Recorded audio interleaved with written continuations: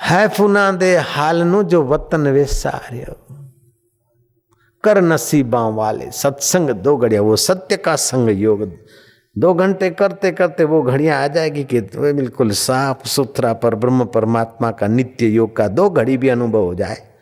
2 घड़ी नहीं तो 1 घड़ी, 1 घड़ी नहीं तो आधी घड़ी, आधी घड़ी नहीं तो आधी से भी आध घड़ी, अगर वो सत्संग हो जाए, कल्याण हो जाए, मंगल हो जाए।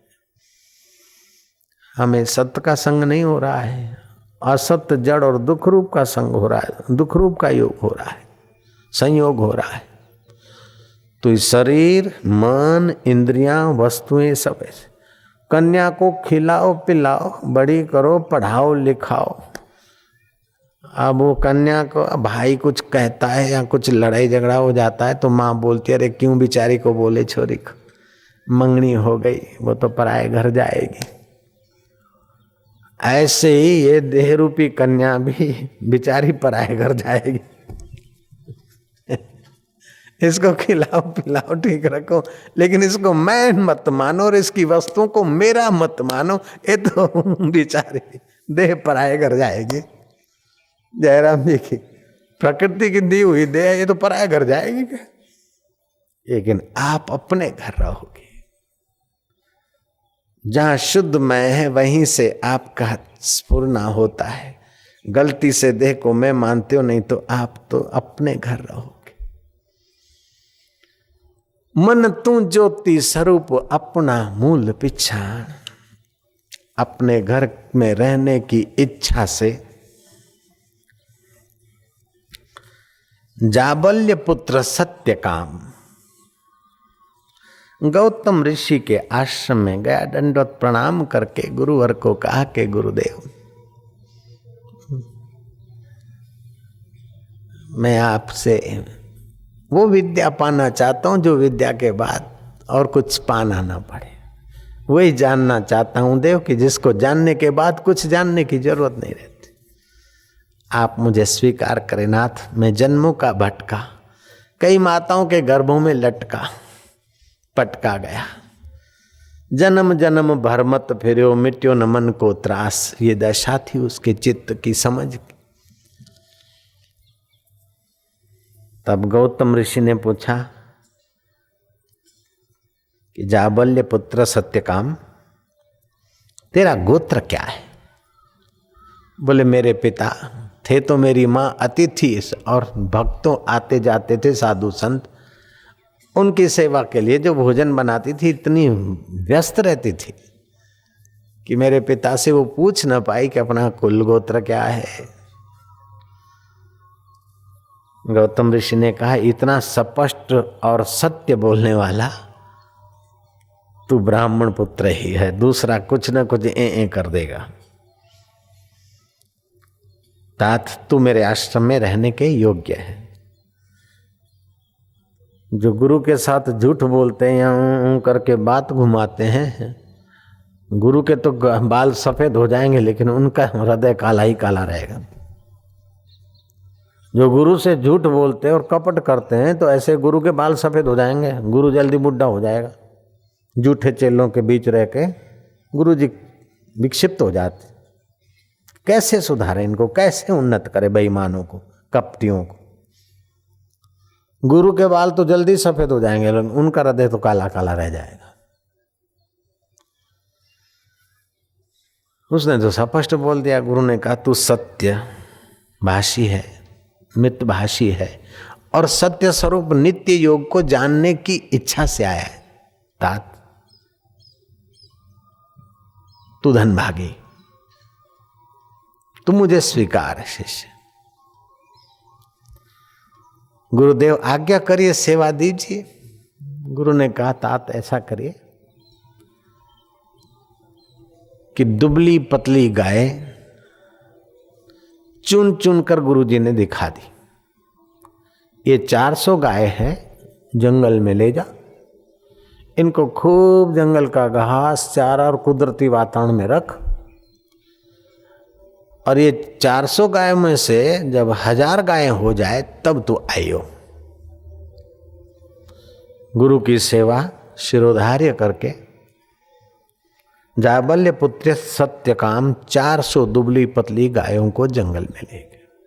जहाँ जलाशय होता, खूब चारा आदि होता, वहाँ गायों को चराता, देखभाल खूब करता।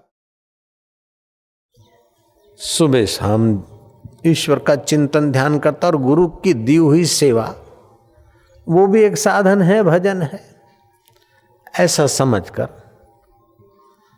जितने दिन जहाँ रहना उचित समझता रहता, फिर दूसरी जगह जाता।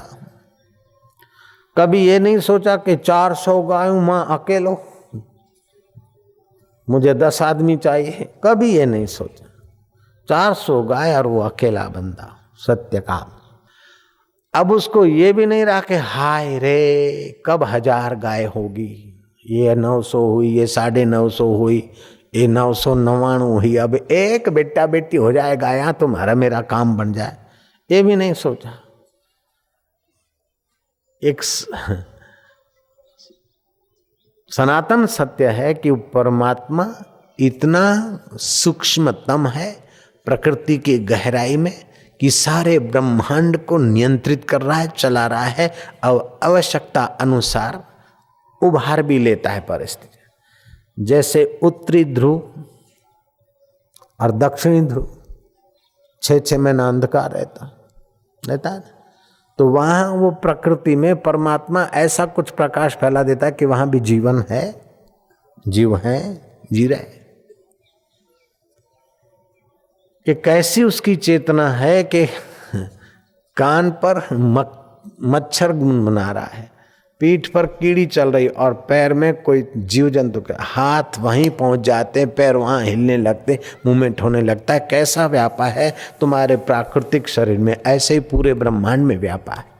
जैसे तुम्हारे इस प्राकृतिक शरीर में व्यापा हुआ है परमात्मा, ऐसे ही पूरी प्रकृति में व्यापा हुआ परमात्मा है।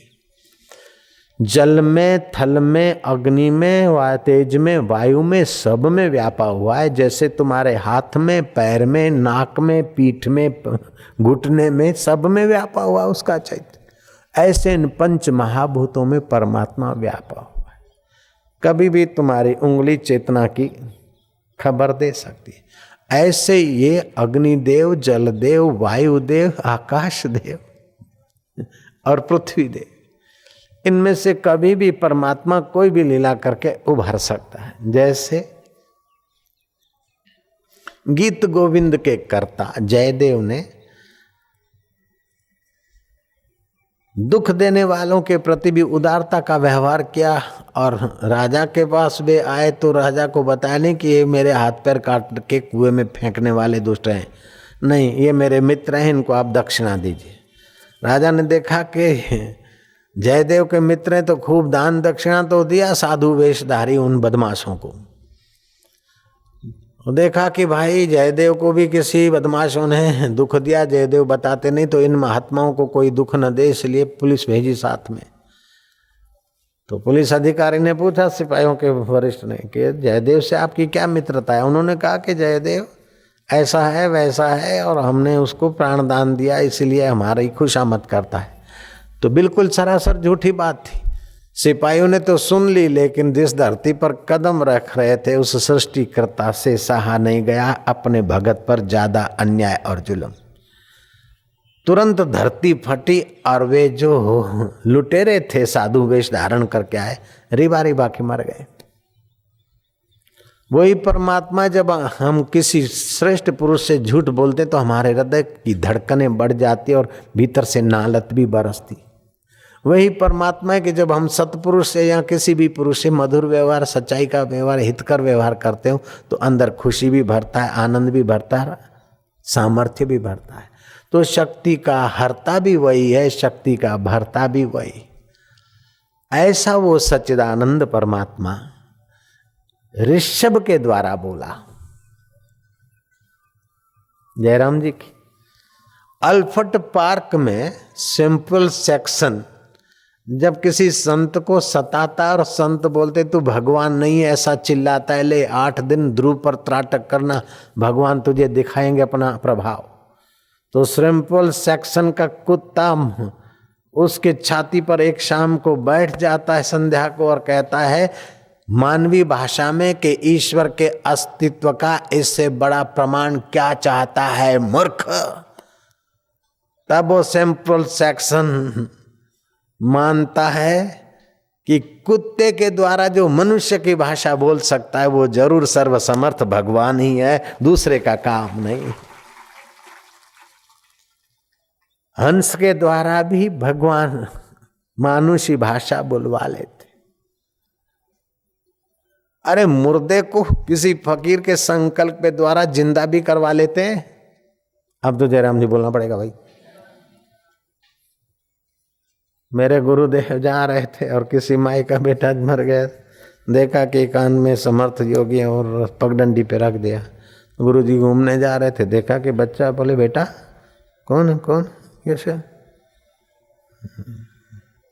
देखा कि तो ऐसे ही सोया, मार दिला। अरे उठ, वो बेटा रोने लगा। माई छुप के खड़ी थी, पैर पकड़ा, बोले माई तौबा करी, मेरे को क्या पता तू ऐसा करेगी, करामत का खर्च कराएगी। फिर उस इलाके में नहीं रहे, लेकिन माई को बोला था जा चुप रहे, किसी को बोलना नहीं। नारायण हरि नारायण बोलो ना, कंजूसी ना करो। मेरे गुरुदेव की बात में फिर मजा लेना चाहिए ना। मैं सतगुरु की बात कर रहा हूँ, मेरे गुरुदेव की बात कर रहा हूँ। नारायण हरि नारायण हरि नारायण। तो जब 1000 गौवें हो गई तो गौओं में जो ऋषभ था उसने कहा सौम्य सत्यकाम हमें अपने गुरु के द्वार पर ले चलो। गिनो 1000 गौवें हो गई है, तुम्हारी सेवा निष्काम सेवा से हम प्रसन्न हैं। कौन बोल रहे हैं? बोल रहे हैं बैल बोल रहा है। नहीं, बैल के अंतःकरण में जो तुम्हारा हमारा बाप बैठा है वो बोल रहा है। फिर से जयराम जी बोलना पड़ेगा, वो भी तो गुरु है, वो भी तो गुरु है भैया, गुरुओं का गुरु है। ब्रह्म के एक पाद का मैं तुम्हें उपदेश देता हूं, ध्यान से सुन। ब्रह्म के एक पाद का उपदेश मिला। बोले दूसरे पाद का उपदेश तुम्हें अग्निदेव से प्राप्त होगा। सत्यकाम चला, चलते चलते संध्या हुई, जलाशय देखा, गायों के विश्राम की जगह देखी। वो इतनी तत्परता से सेवा करता कि और भी लोग अरण्य में 25-50 गाय चराने वाले धोखा खा जाते, उनकी गायों की हिंसा हो जाती, लेकिन इसकी 1000 गायों में से एक गाय को भी कभी हिंसक पक्षी पशु छू नहीं सका। इतना निष्कामता के कारण, इसकी तत्परता और निष्कामता के कारण कार्य क्षमता बढ़ी थी और वो परमात्मा संतुष्ट रहता है। जो जी चुराते ने सेवा में, उसका परमात्मा संतुष्ट नहीं रहता, इसलिए उनकी बुद्धि मारी जाती। जयराम जी, जो सेवा से कतराते हैं, जी चुराते हैं, उन पर परमात्मा भी खुश नहीं रहता और गुरु का आत्मा भी प्रसन्न नहीं रहता, डांट पड़ाता है, फटकारता है। जो तत्परता से करते हैं उनकी सेवा में फिर ज्यादा दिन गलतियां नहीं रहती, और जो बेदरकार टट्टुओं की नहीं सेवा करते हैं वो ठीक है, बेचारे देर सबेर पहुंचे धक्के मुक्के खा के। जलाशय में स्नान किया, पूर्व दिशा में बैठे, अग्नि प्रज्वलित किया, अग्निदेव की आराधना की और जो कुछ विधि किया। जले विष्णु थले विष्णु विष्णु पर्वत मस्तके ज्वालामाला कुले विष्णु सर्व विष्णु मही जगत। जैसे आप पूरे शरीर में है, ऐसे ही वो वासुदेव विष्णु पूरे ब्रह्मांड में सर्वत्र ओतप्रोत है। कभी भी कहीं से भी वो प्रकट हो सकता है, प्रेरणा दे सकता है, सहायता दे सकता है। ऐसे कई दृष्टांत और कई घटनाएं और कहानियां आपने हमने सुनी है और कई प्रसंग आपके और हमारे जीवन में आए भी हैं। चारों तरफ से मुसीबत से घिर जाते हो, देखा कि अब कोई नहीं है और चुपचाप हो जाते हो, तो न जाने अदृश्य सहायता कैसे कोई रास्ता खोल देती है और बड़ा भारी मुसीबत का बोझ हट जाता है। ये आपका हमारा अनुभव है। फिर से जयराम जी बोलना पड़ेगा। जब यज्ञ पुरुष यज्ञ से खीर का कटोरा लेकर प्रकट हो सकता है, तो सतगुरु के सत शिष्य के लिए परब्रह्म परमात्मा अग्निदेव के द्वारा अग्नि रूप में प्रकट हो जाए, इसमें संदेह करना सत्संगियों के बस लिए नहीं है। कुसंगी भले करे। अग्निदेव प्रकट हुए, ब्रह्म के दूसरे पाद का उपदेश दिया और कहा कि वत्स, तुम्हें तीसरे पाद का हंस रूप में भगवान उपदेश करेंगे।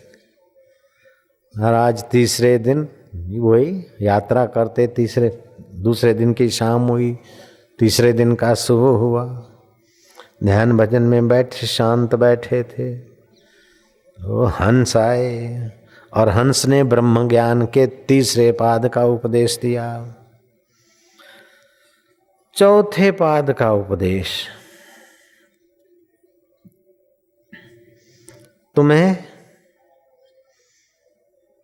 मिल जाएगा।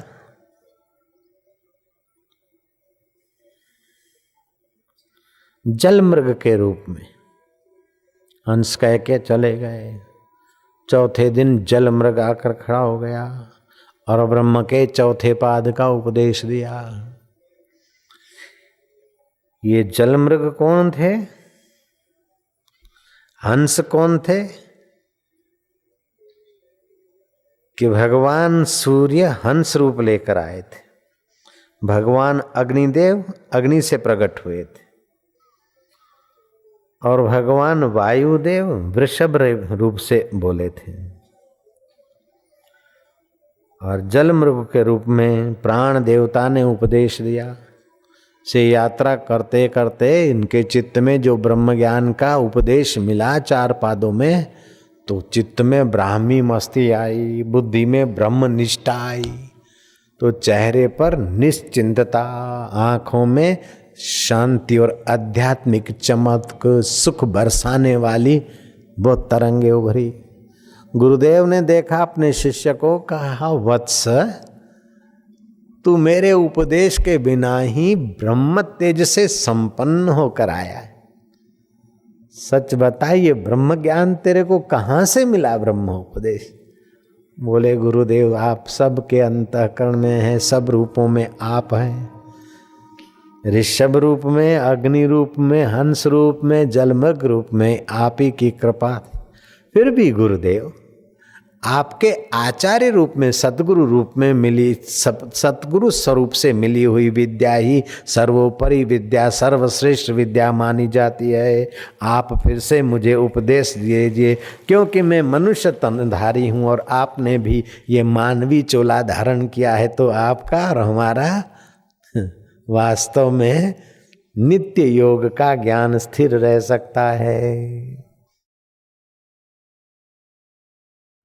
गौतम ऋषि ने कृपा करके ब्रह्म के चारों पादों का उपदेश दिया और वो ज्ञात ज्ञेय सुख रूप हो गया, जिसको जानने से कुछ जानना नहीं रहता, जिसको पाने से कुछ पाना बाकी नहीं रहता, और जिसमें स्थित होने के बाद संयोगजन्य सुख में कितना भी गड़बड़ाए तो भी उसे दुख नहीं होता, क्योंकि उसका नित्य योग अपने परब्रह्म परमात्मा अकाल पुरुष से हो गया है।